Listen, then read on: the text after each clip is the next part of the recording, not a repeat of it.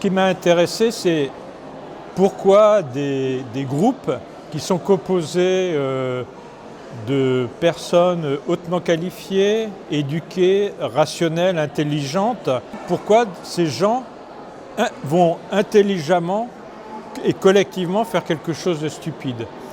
Et pourquoi? Eh bien parce que, en fait, notamment, les délibérations sont soumises à des effets pervers, comme par exemple ce qu'on appelle l'effet de groupe, c'est-à-dire que les acteurs vont privilégier la bonne entente dans le groupe plutôt que d'examiner des sujets qui fâchent.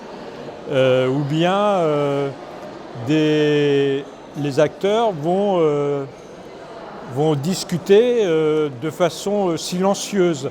C'est-à-dire qu'ils vont se dire oui, un tel il pense ça, sans vérifier qu'effectivement il pense ça.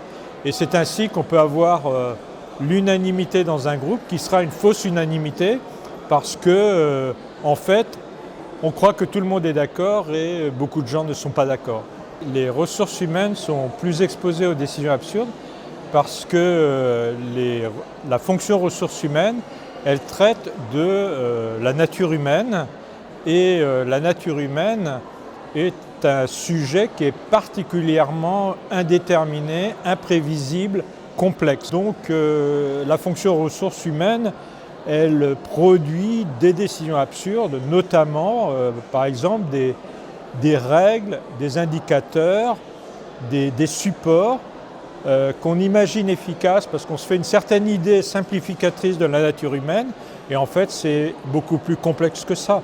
Par exemple, la fonction ressources humaines va créer une règle en supposant des réactions relativement binaires de réaction des acteurs et en fait les acteurs vont réagir de façon beaucoup plus différente et ces règles créées vont créer des situations absurdes parce que les acteurs vont faire le contraire de ce qu'on avait attendu à travers cette règle.